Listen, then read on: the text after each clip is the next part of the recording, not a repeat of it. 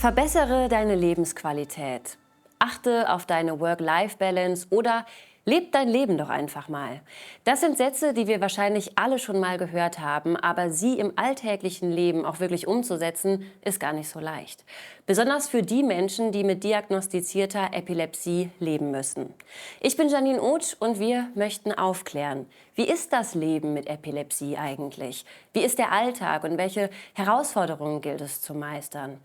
Deswegen haben wir zwei ganz tolle Menschen eingeladen, die heute sehr offen vor der Kamera über ihr Leben mit Epilepsie sprechen möchten und vor allen Dingen Epilepsie ein Gesicht geben möchten. Ich freue mich jetzt auf Sophie Morawetz. Sie ist 36 Jahre alt. Sie leidet seit ihrem 12. Lebensjahr an einer generalisierten Epilepsie. Und das ist eine Form der Epilepsie, die das ganze Hirn betrifft. Und sie sagt, das Schlimmste an meiner Epilepsie ist es, nicht zu wissen, wann es das nächste Mal passiert. Vertrauen in sich selbst und auf den Körper zu hören, das ist wirklich das A und O. Und zwar unabhängig von den möglichen Behandlungsmöglichkeiten. Schön, dass du heute da bist. Freut mich. Und schön, dass er auch da ist, Ibrahim Soyudogan. 22 Jahre ist er und er leidet auch seit seinem 12. Lebensjahr an der Erkrankung. Allerdings mit der Diagnose fokaler Epilepsie. Und das ist eine Form, die nur einen bestimmten Teil des Gehirns betrifft. Er sagt, oft fühlte ich mich machtlos und allein, aber meine Devise lautet, niemals aufgeben. Epilepsie begleitet euch ja schon seit eurer Kindheit. Danke, dass ihr da seid. Und Sophie, ich möchte mit dir starten.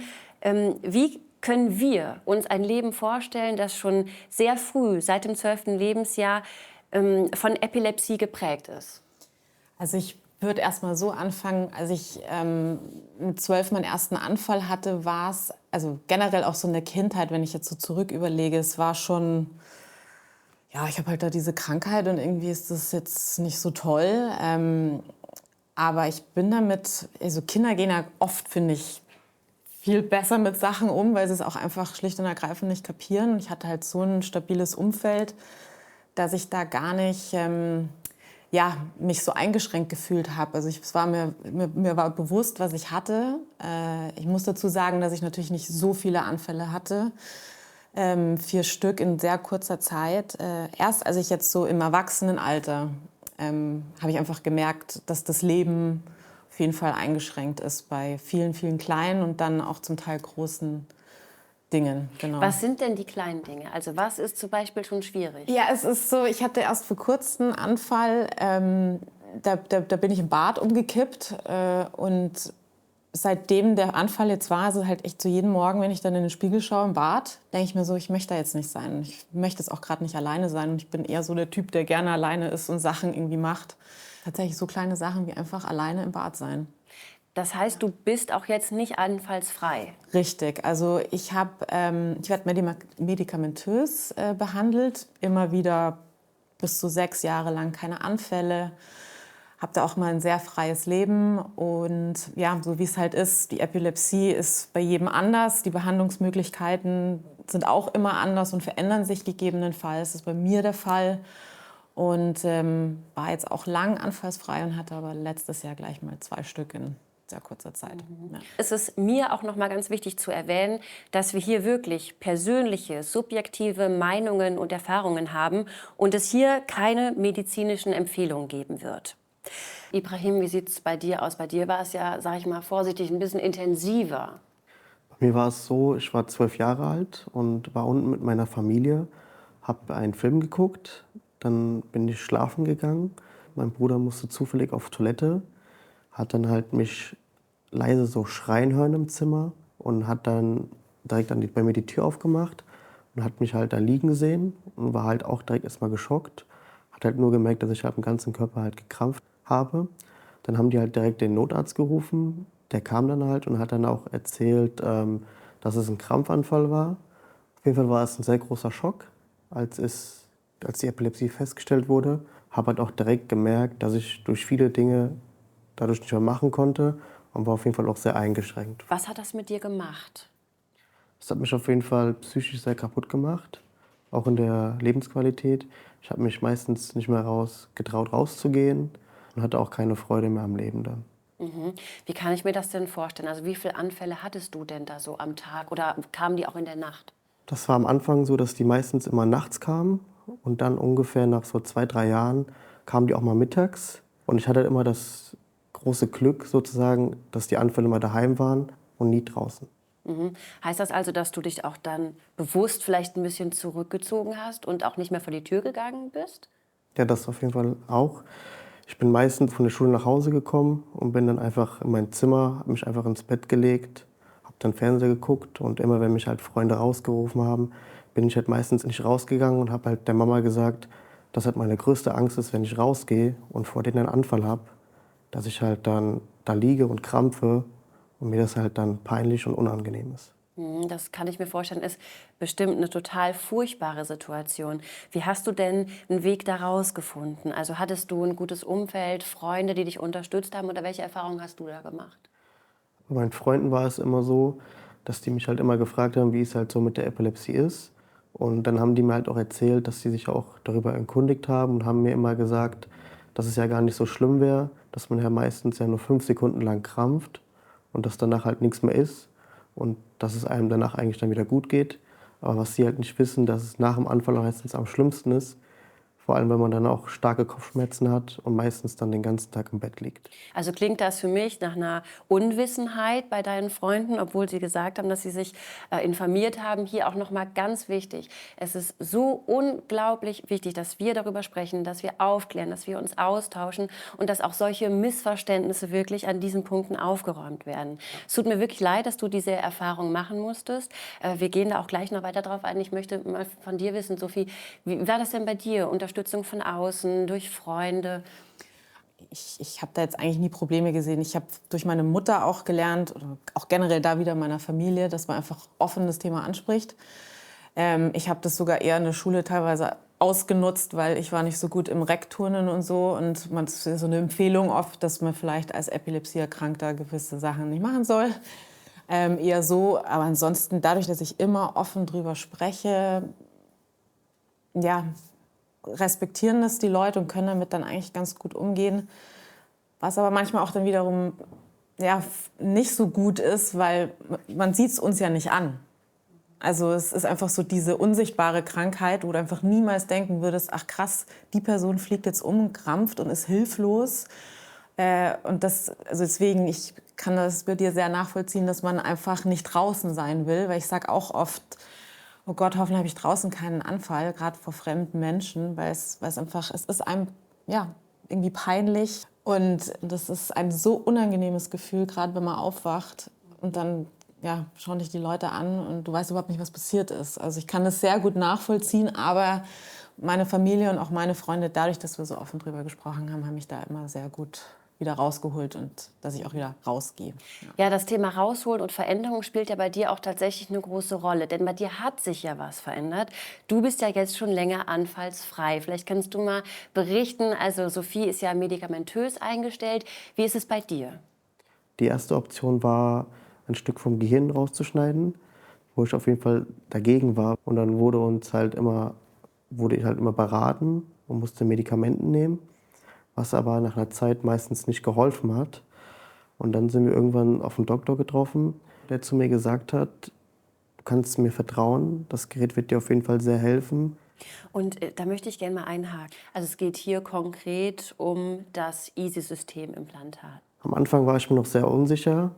Die größte Angst war halt, dass das Gerät nicht hilft. Da habe ich halt immer zu meiner Schwester gesagt, was, wenn ich mir das Gerät einsetze, was, wenn das Gerät nicht hilft, was, wenn die Epilepsie dadurch vielleicht sogar noch schlimmer wird. Habe 2 OPs abgesagt, aber habe mich dann mit meiner Schwester und meiner ganzen Familie, ich habe ja 6 große Geschwister und meinen Eltern, darüber unterhalten, auch mit dem Doktor, und bin dann zu meinem Schluss gekommen, mich operieren zu lassen und das Gerät einsetzen zu lassen.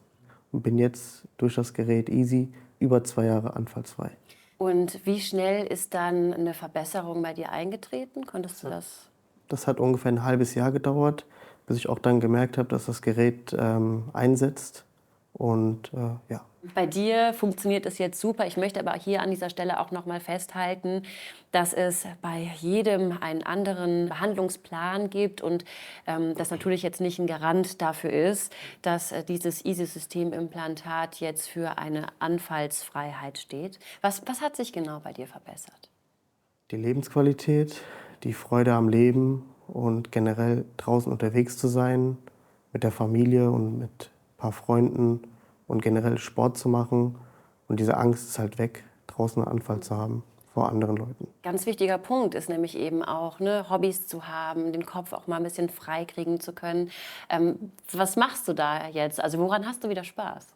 Vor allem am Fußballspielen. Also früher war das so, wo die Epilepsie anfing, musste ich mit dem Fußballspielen aufhören.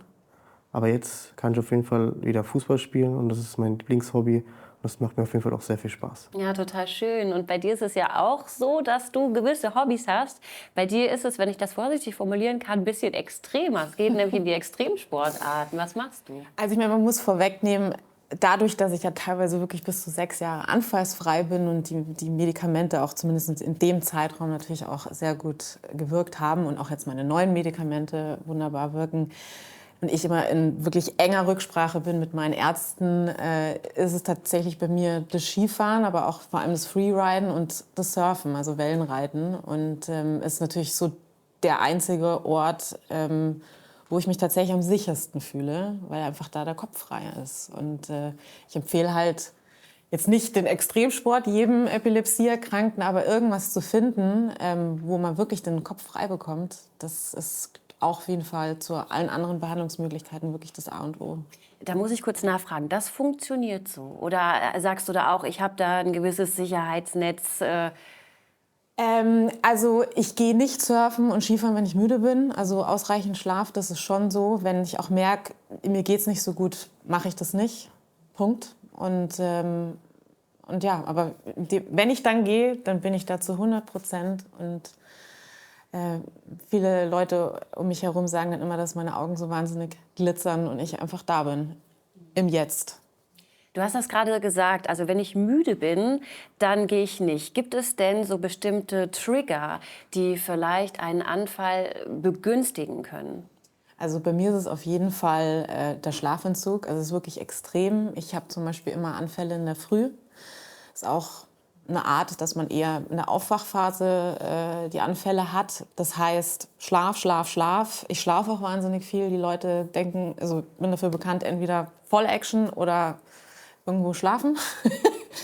Aber na klar, Alkohol, Stress ist so eine Sache. Alkohol besten lassen. Da kann man auch drauf verzichten. Auf Stress kann man auch verzichten, aber es ist halt leichter gesagt als getan. Ja, gut, gerade auch im beruflichen Kontext könnte ich mir das vorstellen. Wie ist das denn bei dir? Gibt es so bestimmte Trigger, wo du sagst, oh, ich weiß genau, da muss ich vorsichtig sein, da achte ich drauf? Also bei mir war der Haupttrigger Stress vor allem und vor allem wegen den Lichteffekten, wenn ich Fußball geguckt habe und auch manchmal auch nachts Basketball, wegen den Lichteffekten habe ich meistens Anfälle da gehabt.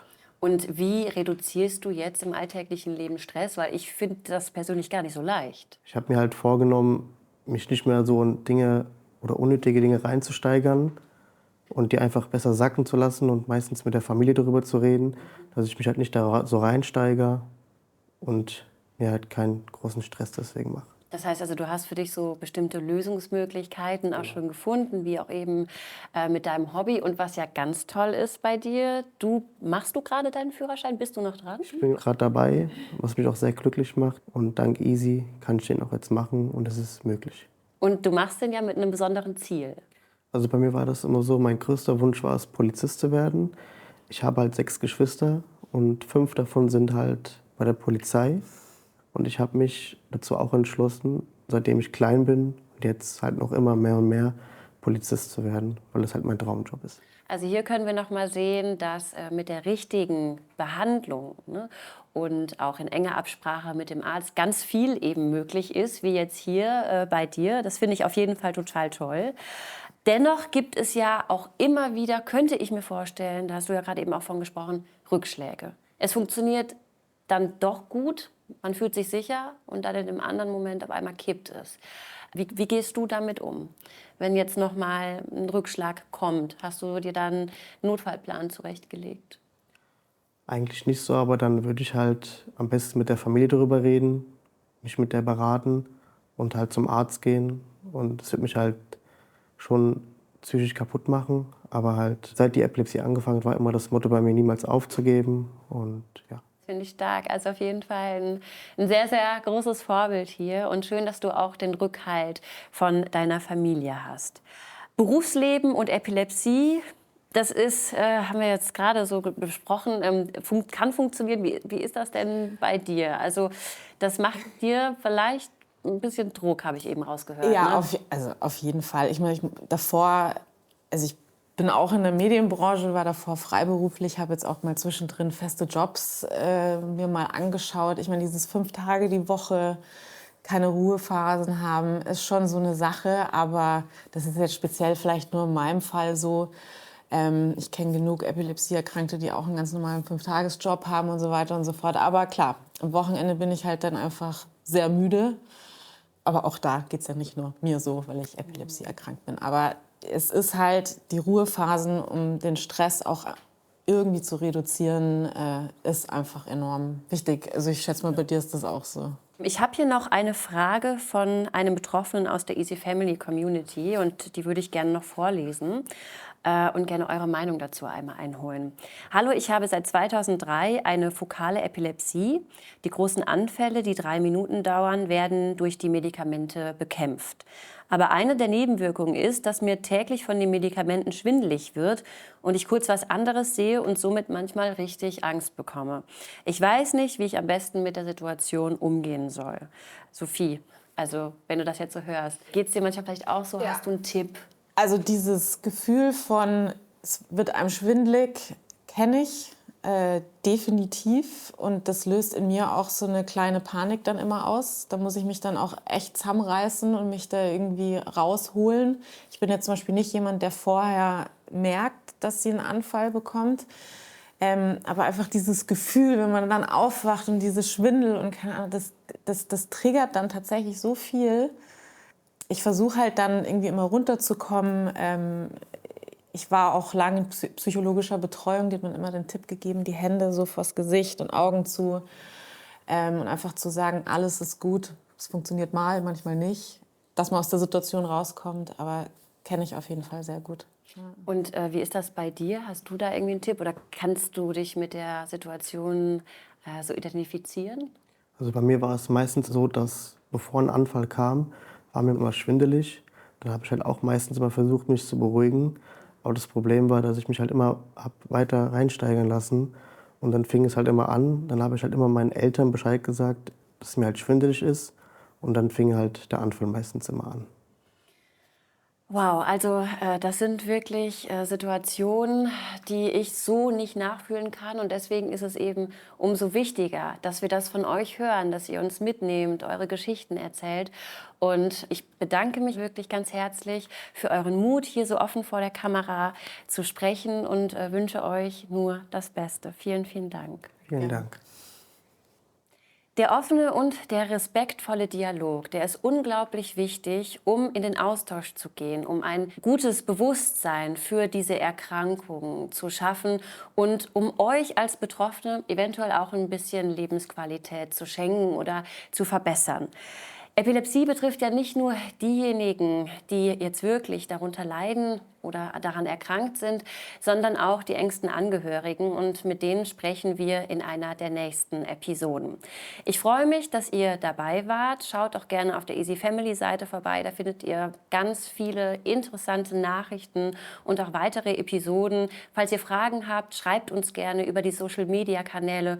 Und ich freue mich auf euch in der nächsten Episode.